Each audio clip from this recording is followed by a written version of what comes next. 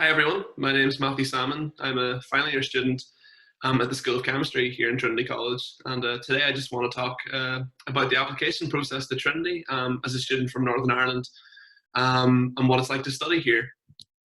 So just a brief overview of the talk. I'll talk very briefly about the courses and the electives we offer and scholarships, but most importantly college life, what it's like to study here day to day, and then the support services and accommodation in Dublin, which I'm sure many of you will be curious about.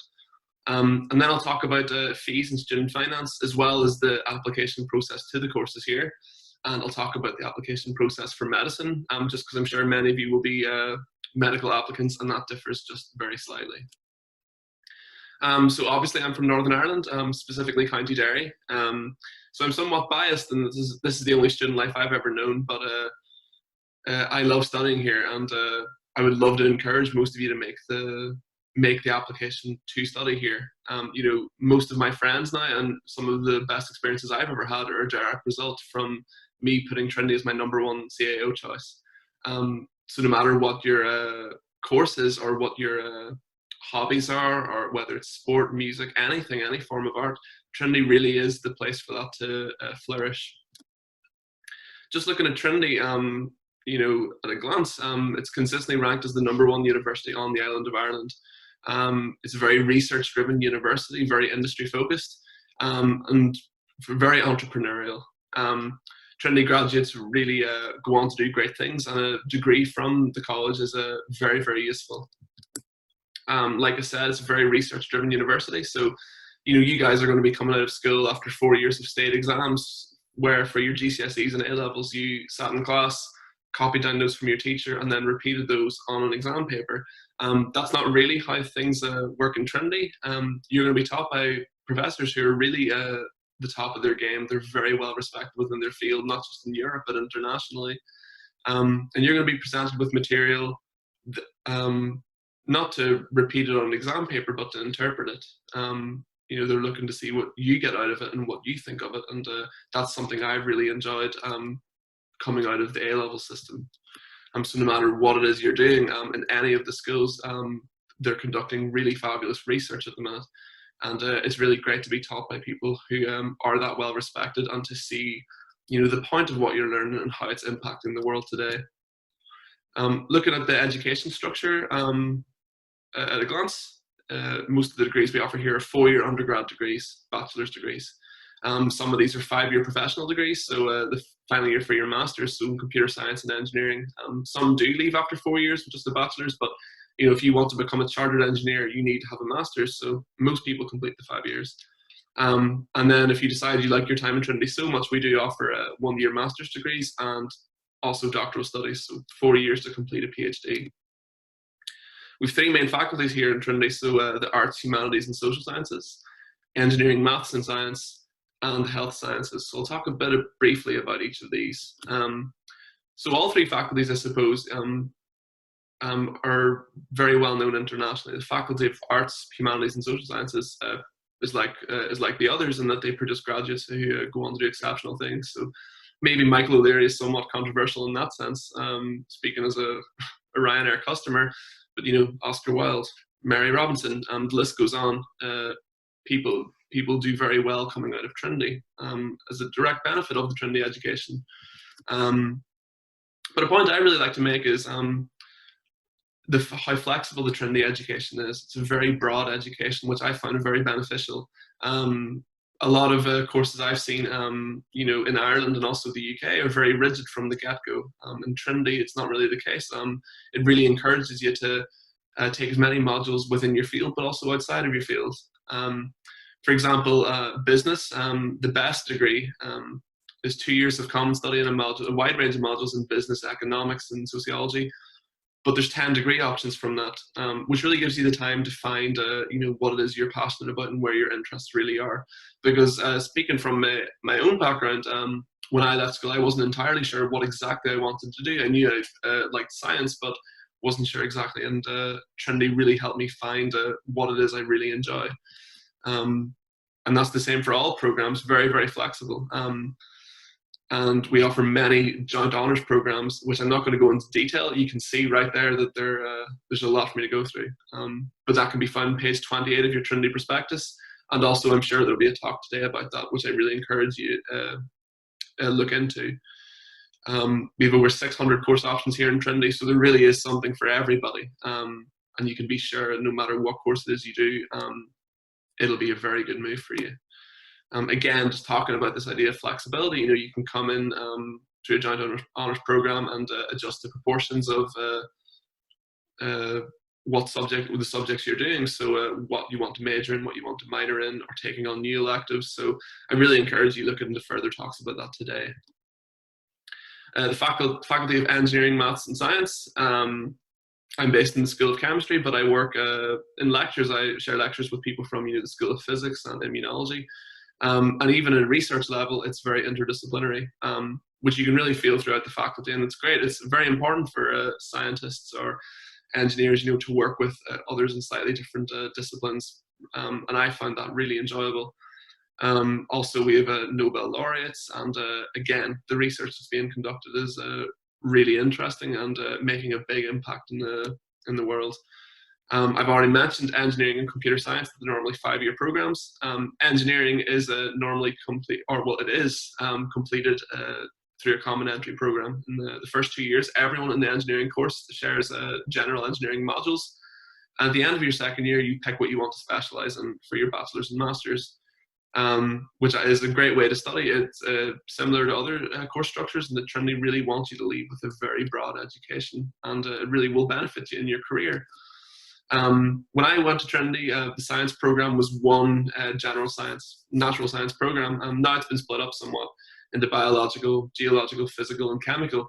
But at the core of it, it's the same, that you do get to take on electives in the other sciences, and that's really important. Science is synoptic. It's really beneficial for you to know or having a good knowledge of the other fields of science. Particularly if you do go on to research, but in anything in terms of critical thinking, it's very important. And then we also have degrees in maths and theoretical physics.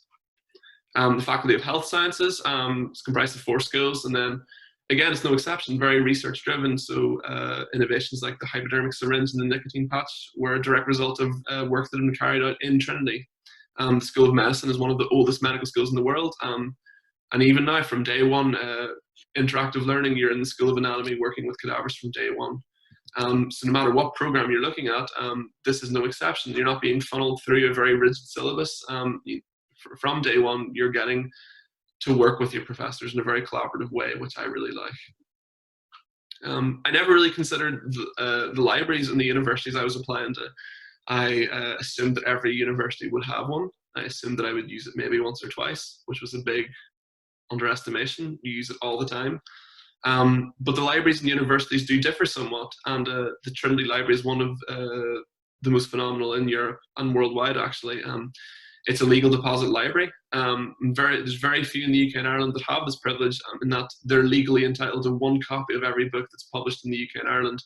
And that's really important. So no matter what subject you go to study, you're going to have to conduct an original piece of research in the form of a thesis, or write a dissertation, or you will have to write many essays. And it's really great knowing that all the resources you could ever want are there in the library waiting for you. And the library is also beautiful. So even if you don't come to Trinity, if you're ever in Dublin, I'd recommend that you come view the library and see the Book of Kells, because it really is something else.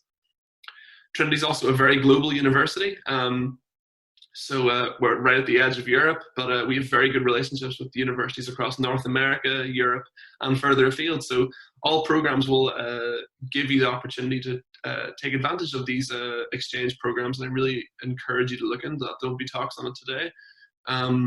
But you won't be subject to any increased tuition fees from that. Just a really great experience. So I do recommend you look at that. Trinity is a very modern university. We're very focused on developing the campus and developing the way we run things here. But we are still firmly rooted in tradition as an ancient university and the idea of scholarship. So if any of you guys perform sufficiently well in your A-levels, you can qualify for an entrance exhibition, where you'll get a book token from the university, and that will help you with paying for your text in first year.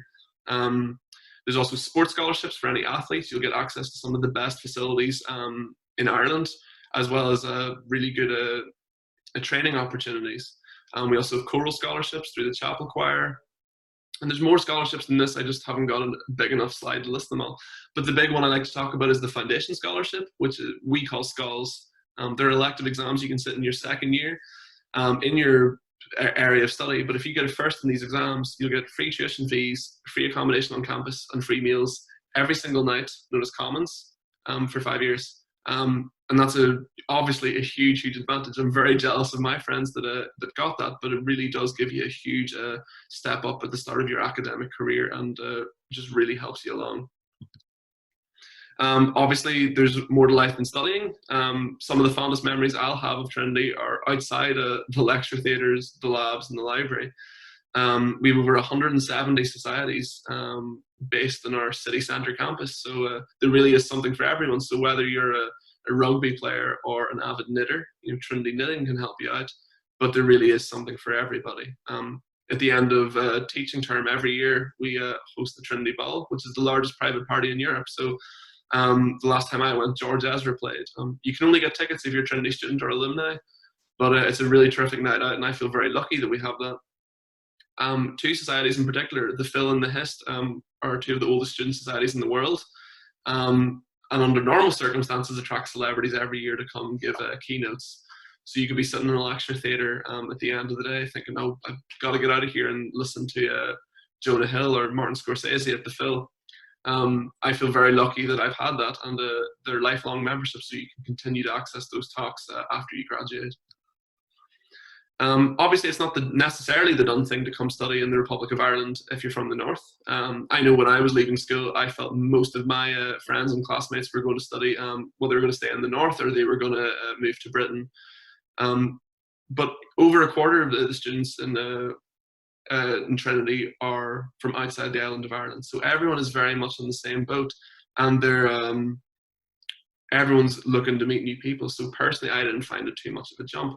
But there are supports there to help you really integrate from day one. So whether it's the counselling service or the disability service to provide extra support for students that need it.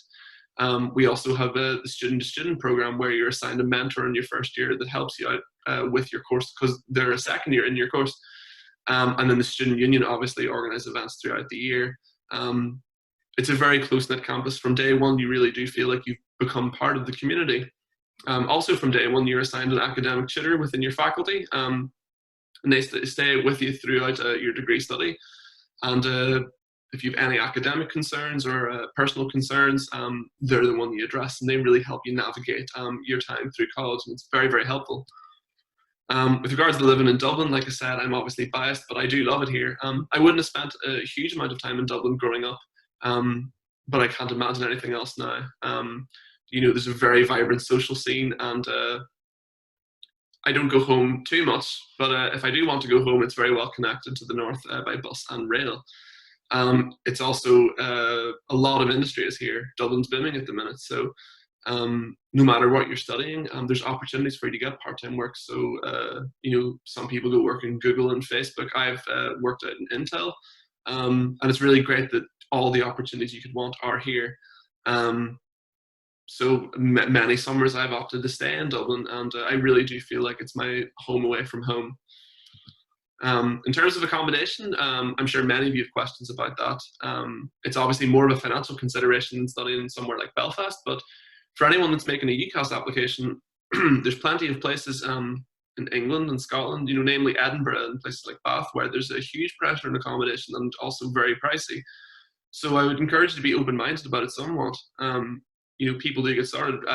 In my first year, I stayed in Trinity Hall, where most first year stays. I'll talk about that in a second.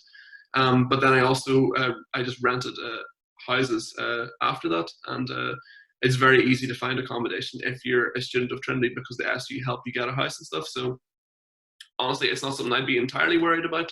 But I'll talk a bit about Trinity Hall. So, first of all, we do have accommodation on campus, but that's normally reserved for people with a disability, or particularly final years, and then also students that contribute very heavily to student societies. We do have off-campus options in Cabinet Court and Binary Hub, which again are located off-campus but very close to town. Most first years opt for Trinity Hall. It's really exclusively for first years. And that's located in Rathmines, which is a suburb in South Dublin. And that's where I stayed in my first year, and I loved it. So admission is done through a personal statement, and that's normally submitted around July time. But a bit of advice: they're looking for students who are going to contribute to the social side of Trinity Hall, and as well as obviously very academically disciplined and driven. But they're interested in people that are really going to contribute to the social life. Like for instance, I do a lot of music on the side. I play saxophone, so in Trinity Hall we put on a musical, and I played in the band for that. So there's loads of opportunities like that. In Trinity Hall, you live with a group of second years called the JCR. It's a 10 or 11 group team, but they're all elected to those positions, and they help you in your first year from day one. So with moving in, settling into your course, and setting up Wi-Fi. And they also organise loads of nights out for you in the first year. So that's a tremendously good experience. It's something I really enjoyed, and I do miss it, I have to say. An important consideration is the tuition fee. So we don't pay a tuition fee in Trinity because most of the fee is subsidised by the Irish government. We pay a student contribution fee instead, which totals about €3,000. It's about £2,700 at the minute. Pending Brexit, it could be much more favourable. But we're very lucky in the north that our tuition fees are substantially cheaper than England, Scotland, and Wales. But the Republic's cheaper again. So that's a big thing worth considering. You're racking up far less debt than you would if you were studying in the UK. And you're entitled to the exact same student finance from Student Finance Northern Ireland if you apply to any college in the Republic of Ireland. So instead of applying for a tuition fee loan, you apply for a student contribution fee loan. And all that information can be found on their website. It's very, very straightforward. So if you should be able to find it on their website, fine. If not, you can contact them directly, and they're very, very helpful. Maintenance loans and grants and additional support like disability allowance is all made in the exact same way if you were applying to Britain or the North. Some students also qualify for the SUSI grant, which is a southern scheme, and it's means assessed. It's a grant. It's not like a loan that everyone qualifies under Student Finance Northern Ireland. So you can check that out online if you need any further information on that. Like I was saying at the start, most of my classmates didn't study in the Republic of Ireland. Very few of us did. But a big draw for me was being away from home, but not completely inaccessible from home. I didn't really want to move to England, Scotland, or Wales because I didn't want to have the stress of booking flights to get home, particularly with COVID now as well. It's much more complicated. I like the idea that if I need to go home for anything, I can just hop on a bus to Derry, and I'm home in a few hours. But it's very straightforward. So, like I said, Dublin's very well connected by bus and rail. At the start, I tended to go home maybe every 2 or 3 weeks. Now, probably only every 6 or 7, because I do really feel very settled down here. And that was a big appeal for me. In terms of the application process, we're obviously not on UCAS because we're not based in the UK. All our applications are handled by the CAO. I'm sure many of you watching this video have UCAS fatigue at the minute and have spent hours crafting your personal statement and gathering references and making sure all your work experience is applicable. The good news is the CAO is much more straightforward and nowhere near as time consuming. There's no personal statement, there's no references, no work experience considered, nothing. It's purely just your grades that matter, which we'll get into in a second. But so your application is made in cao.ie. It's a cheap application fee. It's about €45, but you can get it for cheaper if you apply early. And there is a late fee that applies as well, but you get 10 course choices compared to the 5 in the UK. So even if you are just thinking about coming to the Republic of Ireland, I'd really encourage you to make an application because it's a good top up to have to your UK as well. Particularly if you don't get into a UK choice, it's great to have some applications made to courses that you would actually like to do in the Republic instead of having to go through clearing and ending up somewhere you had no intention of being. This is just a screen grab of the application process. It's very straightforward. Just ask for your personal details and what exams you're presenting. It'll also ask for your country of birth and nationality. Remember, it doesn't matter what nationality you put down. So whether you identify as British or Irish, that won't impact your application at all. You'll still be considered in the same pool of applicants. The difference, I suppose, is unlike UCAS, CAO applicants are only going to receive one offer, and you'll get that after your exam results. You get 10 course choices, but you list them in order of preference. And it's simply the highest grades get in first, and you're competing with people across the UK and Ireland. And it's the only requirement. So if there's one thing you need to take away from today is that you have to list those course choices in order of preference. If you don't, if you have a third choice down there that you really want, but you get into your second choice, you will not get into the third then. I know this is brand new information, it's somewhat complicated, but there's really good video guides on cao.ie that explain that offer process and how you can move up on the list. But it really is very straightforward. In terms of the grades, your grades will be converted into CAO points, and that's so we can compare them to the leaving certificate results from people applying from the south. So you can see as the table there, you get points awarded for your best 3 A-levels, that's A2s. If you do have a 4th A2 or a 4th AS, you will get some points added on for that. In some of the literature, it does say that you can get points awarded for an A-starred AS. I'm aware that there's no A-starred AS, but that really is a plan for people who are sitting the extended project program in Britain.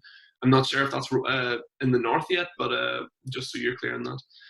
If you're presenting A2 maths or further maths, you can have 25 points added on to your score, no matter what you get, provided it's at a grade E or above. And that's really useful to have that, because people who are sitting the Leaving Cert get 25 bonus points for higher maths. So that's where that's coming from. The only other requirement we have is that at GCSE, you have to present 6 subjects at grade C or above, and they have to include English language, maths, and a foreign language. So it's a language other than English, so it can include Irish. And that's a requirement that there won't be exemptions made for. So if your school didn't offer it, that is a rigid requirement for us. You have to present a GCSE foreign language. And then obviously other schools and courses will have course-specific entry requirements. So if you're applying for maths, they will obviously expect you to have A-level maths. So all that can be found in your prospectus very easily. There are some exceptions to the very straightforward CAO process I mentioned. All these programs are still handled by the CAO, but they do have some additional hoops to jump through. So drama and theatre, music education, all require some form of interview or entrance exam. So please be aware of that. There'll be deadlines associated with that, and all that information can be found on the course page. Furthermore, medicine requires you to sit an aptitude test known as the HPAT, which is essentially the Irish UK CAT. And your CAO points will be calculated slightly differently in that your A-level score will be added on to your HPAT score. The HPAT's out of 300. So if you're looking at previous points for medicine, please don't be alarmed that they're over 700. It's impossible to get that with A-levels alone. It's because it's a combination of the A-level and the HPAT score. You have to get at least 480 in the A-levels. As you would expect it, to be honest, to be very difficult to get in with only 480. But if you're attaining points higher than 550 in your A-levels, they will then start to be scaled slightly differently. So that's in that table. And that's just a standardization process that's used for the HPAT. So just to sum up on medicine, there's no personal statement required, no interview, no references, no prior work experience, but you do need top grades in your A-levels and the HPAT. We don't accept the UK CAT because we've been asked that in the past, but no, it has to be the HPAT. But further information can be found in a very useful booklet.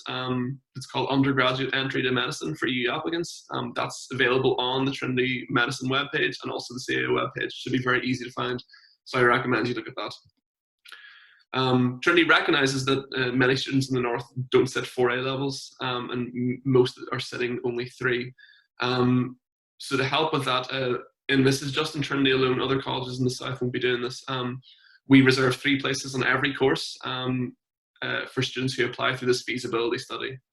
Medicine doesn't apply to this because of HPAT requirements, so you can't apply to medicine through the feasibility study. But this is an additional application you make, so you still have to apply through the CAO. But this additional application really increases your chances of getting into the college because you're only competing essentially with other applicants of this study, and that's it. So I really recommend you look into that. The deadline is around the same time as the CAO deadline, so I haven't got the firm deadline yet, but please make sure you apply on time because we won't be able to accept late applications. In terms of Brexit, I'm sure many have concerns about what's going to happen there, whether or not you'll be treated as a non-EU student and pay upwards of €18,000. So the UK has left the EU, and the end of the transition period is the end of this year. But Trinity maintains, committed, or remains committed to maintain its reputation as a university for the entire island of Ireland. So a bit of a background to the decisions that have been made so far. For the past few years, the Government of Ireland have continued their supports for UK students studying in the Republic of Ireland. And they even passed an amendment to the Brexit bill in the Irish Parliament to protect the existing fee status if there's no deal for Northern Irish students only. And then in May 2019, which is quite significant, the Memorandum of Understanding between the Irish and British governments that pledged to maintain the existing support for Irish and British citizens studying in the common travel area. So that's the UK and Ireland. So while a decision hasn't officially been made on the UK Northern Ireland fees for the next academic year, it's very unlikely to change. I just can't confirm that at the minute, but it is very unlikely to change.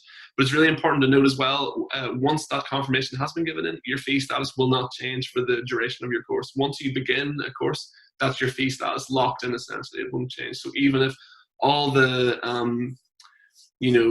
Brexit negotiations went sour and they weren't able to commit past next year, that would be fine. You would still be locked in the fees you have. And obviously you just need to be aware of some key dates. I haven't got the key dates for this year at the time of recording, but it's roughly the same timescale each year. So in November, the CAO application will open, and then we obviously are hosting the Trinity Open Day at the minute. There's also, bear in mind, the deadline for discounted fees for the CAO application, and then the actual deadline for the application. And then for medical applicants, please be aware of the deadline for registering for or booking your HPAT, because if you book it too late, you might not be able to get the test centre you want. I'm sure most people will want Dublin or somewhere in the west, depending on where you are. I really doubt any of you want to drive to Cork, so please make sure you register for that in time. And then Trinity Hall applications will obviously open, and that's done by a personal statement. And obviously it's important to note as well that you can adjust your CAO choices for months after the deadline, so that's worth looking into on the CAO website, and then offers will be made after A-level grades. So thanks very much for listening. I hope it's been somewhat informative. There'll be people able to answer your questions throughout this virtual open day, and I encourage you to go to look at other talks for courses on Erasmus and different things. If you check out the CAO website, we run tcd.ie/CAO. We're running quite regular webinars for applicants, and once a month we run a Northern Ireland specific webinar. So I think you'd find that tremendously beneficial. But yeah, good luck with your A-levels. Enjoy the rest of your day, and yeah, all the best.